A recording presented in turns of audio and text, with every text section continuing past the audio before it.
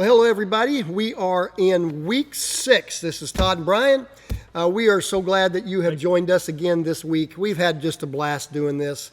We really consider it an honor to be able to meet with you guys this way and to open the Word of God and learn ourselves and learn with you. And so just really appreciate the opportunity to hang out with you for a little bit. We're on the church at Philadelphia.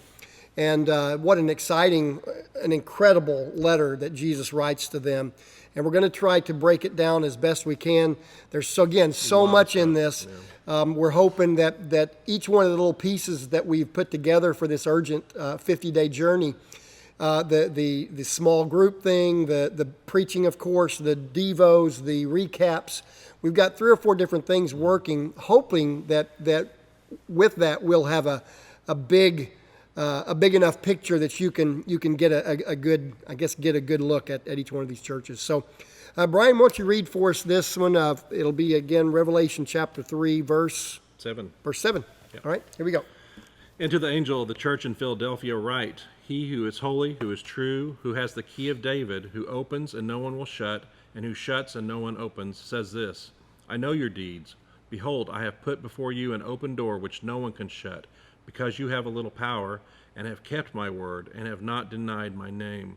Behold, I will cause those of the synagogue of Satan, who say that they are Jews, and are not, but lie, I will make them come and bow down at your feet, and make them know that I have loved you. Because you have kept the word of my perseverance, I also will keep you from the hour of testing, that hour which is about to come upon the whole world, to test those who dwell on the earth. I am coming quickly. Hold fast to what you have, so that no one will take your crown. He who overcomes, I will make him a pillar in the temple of my God, and he will not go out from it any more. And I will write on him the name of my God, and the name of the city of my God, the New Jerusalem, which comes down out of heaven from my God, and my new name. He who has an ear, let him hear what the Spirit says to the churches. Wow. It's an incredible letter, and it blows me away. Some of the things that are said in here, I get really giddy about, because some of the things that Jesus speaks to this church, I want one day for him to be able to say these things about me. You know, I started to jump in. Philadelphia is the church that everyone wants to be a part of. Yes. I started to jump in way down here, but I can't do that. We've got to go. To the good part at the end, I want to jump to the good part. But let's talk about Jesus's description of himself. Okay, and so I'll start first though and give a little bit of a background on the the city. Yeah, please, okay? Please, yes. It's the newest or the youngest of the cities that we've talked about, of the 7 churches. Kind of known for their wine production. They had a deity that was Dionysus, who was the god of wine, strangely enough. There was a lot of earthquake and volcanic activity in this area, so the city was actually destroyed several times during this time period and then rebuilt by the emperor. And so to honor him, the city would rename themselves after that particular emperor, and that happened 2 or 3 times. So that's going to come into play later on in the letter, and I'm sure Todd will point that out. They had a large Jewish community, as we read in the letter, and they persecuted the church pretty badly. And again, we see kind of prophetically what happens there. So, you want me to go ahead and talk about? Or you want to talk about that? Let's go ahead and talk about Jesus' description of himself. Okay. Tell me a little bit about what you're thinking, then I'll tell you a little bit about what I was thinking about it. Yeah. And, this is the church of brotherly love, Philadelphia. That's what that means. That's going to come into play also. Mm-hmm. The title that Christ uses when he addresses Philadelphia is, He is holy, who's true, who has the key of David. Now, we talked about earlier that it's kind of going to divert from the outline that we have. That we're going to see some differences in the last 4 letters.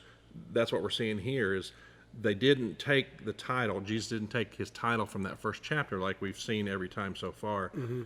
This actually comes from Isaiah 22:22, and kind of has to do with the key of David, and it's a whole story there that you can read about, but basically it's descriptive of an actual person, but it's also symbolic of Jesus and the authority that he is given. Mm-hmm. And so that's why he picks that name here and uses it. Yeah. And I see I saw it see it from a kind of another lens, if you will, another optic, so we can have a synoptic thing happening here. That's good. You play that, play off there. But the idea of Jesus connecting himself with the God of the Old Testament, the Holy One, the true One, the one who has the key of David, it brings that whole idea of the Davidic covenant. A Messiah sitting on the throne forever, all of those kinds of things. He connects himself with that, not only with that dynasty, but with literally that I have the key to that. So I'm kind of the one in charge, which is kind of neat. And the fact that he says, I come and no one can close what I open, and no one can open what I close, is really powerful. This speaks to his hugeness again, kind of like we looked at And a little in bit. Matthew, a direct reference to his kingdom that's coming. Right. Yeah, you mentioned that a while ago. Yeah, I referenced. So the idea of who Jesus is, again, remember, is very, very important. He gives us a little picture of the totality of who he is. He gives us just a little bit, and it's almost like, I think, if he told us everything he was, we'd kind of freak out. But he kind of gives us a little bit, so that we can begin to get more comfortable, maybe, with trying to wrap our minds around it. Because it really is hard to wrap your mind around the idea that Jesus, who was born, probably around 4 BC, and lived for 33 years, died on a cross, and then resurrected, and then he ascended into heaven 40 days later, and now he sits on the throne, or sits beside, sits with God on the throne. I begin to kind of think of Jesus as sometimes of not being, think of God as being real big, and then Jesus as being, someone that I can touch and hear and feel. But he's just kind of reminding us through this whole thing. I am God. I am the big thing that that kind of blows your mind. I am that guy. I am that person. We're the same. It's just really cool. But isn't it neat how, he can relate to each of these churches in a different way, and they're all accurate. They're all different, but they're all accurate. And just like you and me, he can relate to individuals. And you may not understand the way that God relates to another person. It may not make sense to you, but it makes perfect sense to them. Yeah. And God is so cool in that way that he can, present that aspect of his personality and his godliness in different ways. Yeah. Well, and as you said that, a spark went in my head of something that I've said for years and years and tried to help people understand. And that is, because God is so big, because Jesus is so big, and because he made all of us individuals and all of us unique, there's not another person like me in the whole world ever before or since. Thank goodness. Thank goodness, right? Yeah. But because of that, because I am unique, there are certain things about God that you will never know unless I show you, because his revelation, obviously we have his revelation here, just like Brett mentioned earlier, or in one of the messages a couple weeks ago. But we have the book revelation of Christ right here. But how that relates to me, how God reveals himself to me, is going to be just a shade different than maybe he does to you in a circumstance. And so we may face the same circumstance, but I see it from this angle, you see it from this angle, and God is in both of those spots. And I wouldn't understand if you didn't share with me your position. I wouldn't understand, and vice versa. Right. So it's just an amazing thing that God is so big, and another reason why we need each other. Right. We need each other to know God better. We are the body. Right? We are the body. Yeah. And so it's just that's really, really cool. We could talk about that all day long, but we've got to move on. How about his? Go ahead. He says you have. What were you going to mention? Something else about who he is? What you were going to say? The exhortation. Yes, the exhortation. He says, because you have limited strength, you have kept my word, and you have not denied my name. A lot of people look at that and they go, man, these guys were not very good because you have little strength, or you have, is that how yours pronounced? Was it? Mine says limited strength. Yeah. Some people look at that as negative. How do you view that? You mentioned it earlier, and I thought it was really fascinating. You were talking about that's that Greek word dunamis, where we get the word dynamite, power or authority or whatever. And you can read that as, they had a little bit of power and look at it negatively, but really a truer translation or understanding of that would be that because they had little authority or little power, but they did the most they could with it, that is why God is going to, it says, open the door. I will I lost my place there. You kept my word and have not denied my name. And later it says he opens a door for them. Mm-hmm. They have a great ministry opportunity because they were faithful in the little things. Right, right. It's really cool. And again, it kind of goes back. The Bible is so together. There, you can't take one little piece away. You have to read it as a whole. And as you hear Jesus saying to them, because you have held on basically, and you've not denied my name. He says, take note. I will make the. I'm sorry. He says. Where's it at? I have placed before you an open door that no one can close. Mm-hmm. Paul asked the people to pray that God would open a door for him in ministry, and so there's that connection of God, give us opportunity to speak your name. And Jesus is saying, because you've endured, because you have been faithful, I'm going to give you more.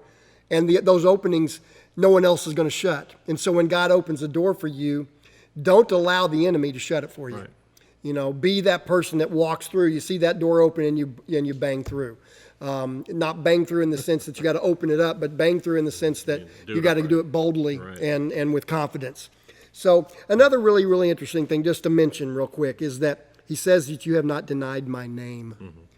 And again, we've talked about this, I think, 3 different times.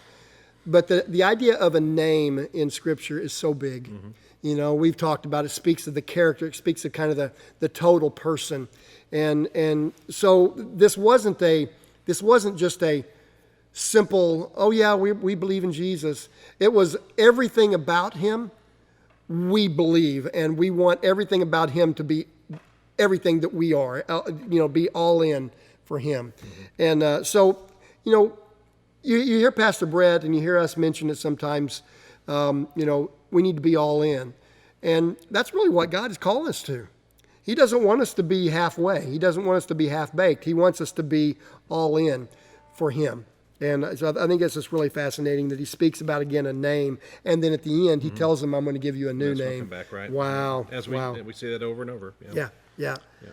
So where do you want to go? Where do you want to go from here? It's criticism big piece. To this church, we see again none. This is one of the 2 churches that has no criticism. We mentioned that earlier. Yeah. So neat thing there. So. Yeah.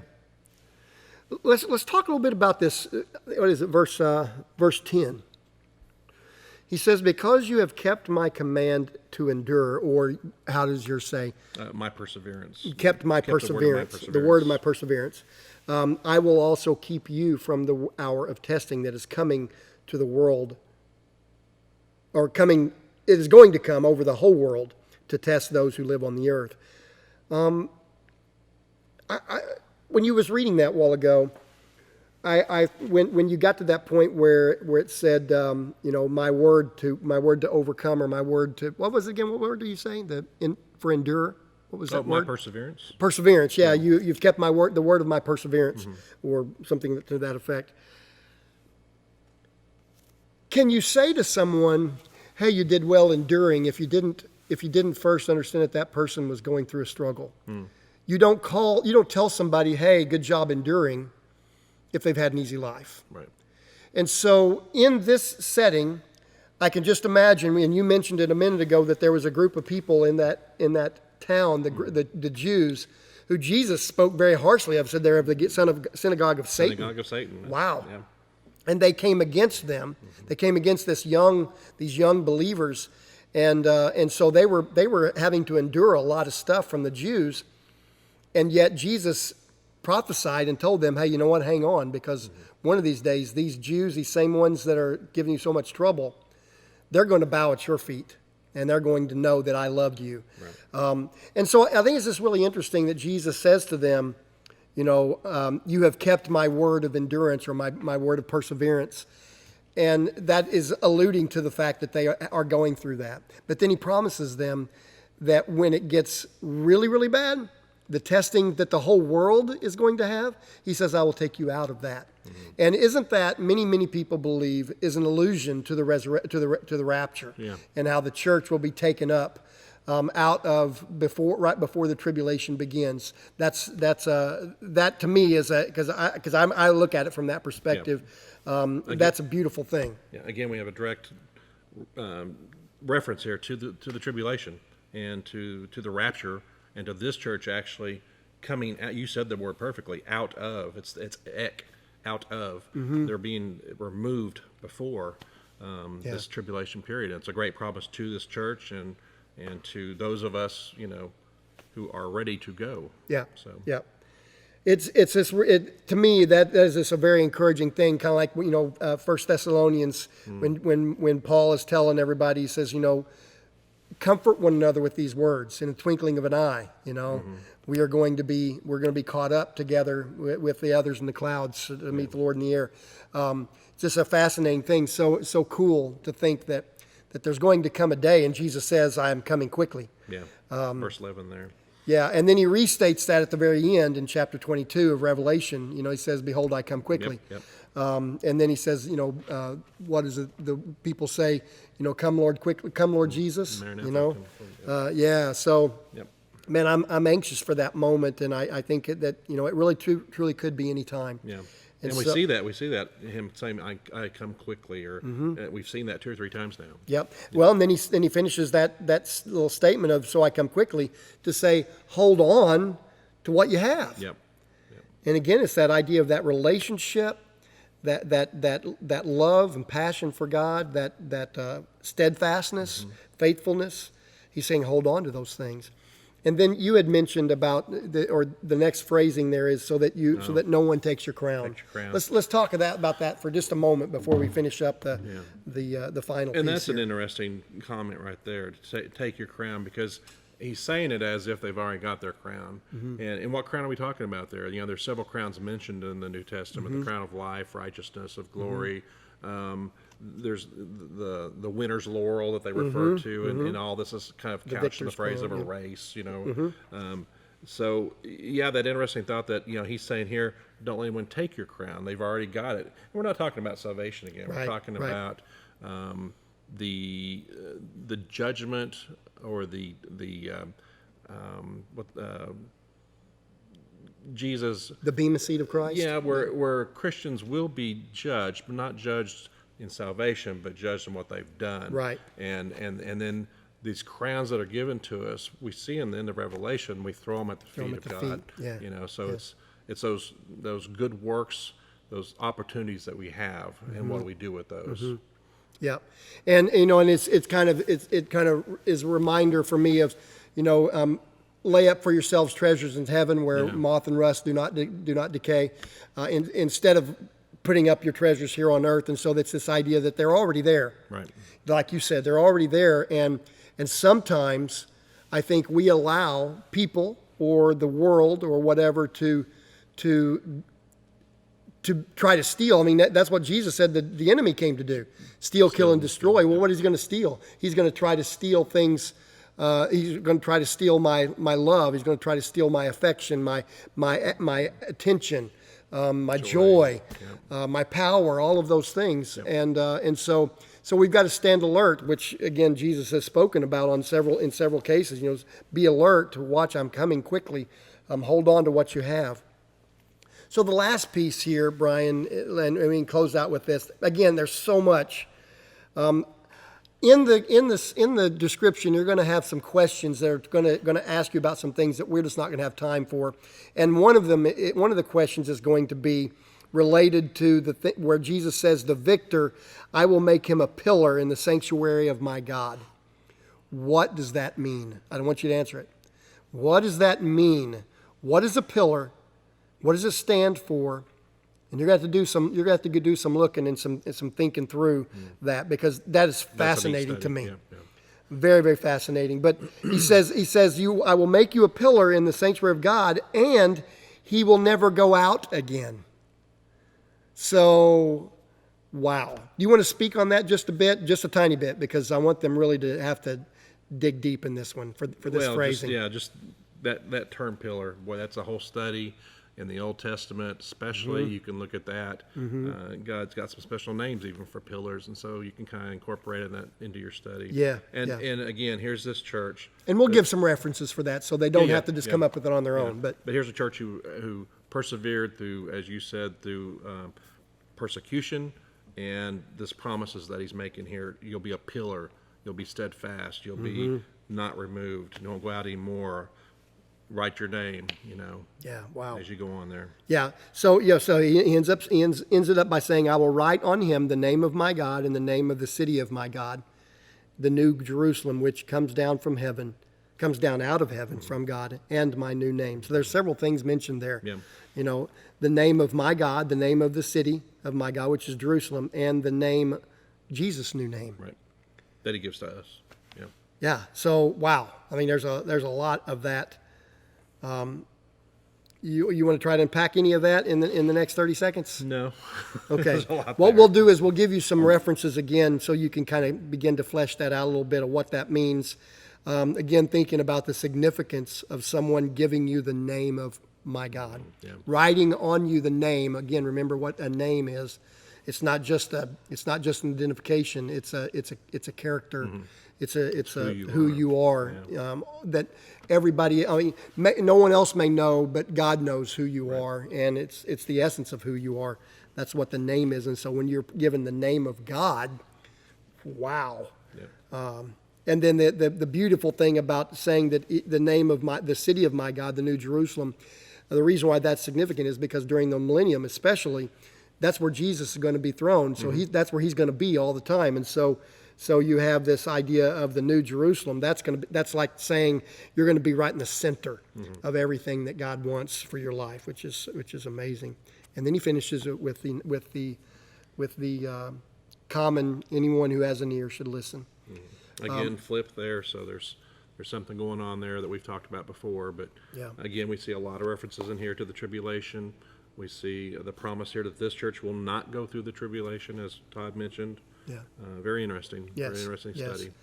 We hope you will spend a good bit of time this week and walk through this again together in your group. Again, you'll have some questions and all, but never be limited to those questions. Those are there just simply to help. You don't have to look at them at all if you don't want to, but we try to give you those just to spur some thinking, some discussion, and let you dig into the Word a little bit more. So thank you again for joining us. Remember, we got 1 week left. We're going to be looking at Laodicea next week, so I hope you will join us for that, all right? Thank you so much. You guys have a wonderful rest of the week, and we'll see you down the road. Okay, bye-bye.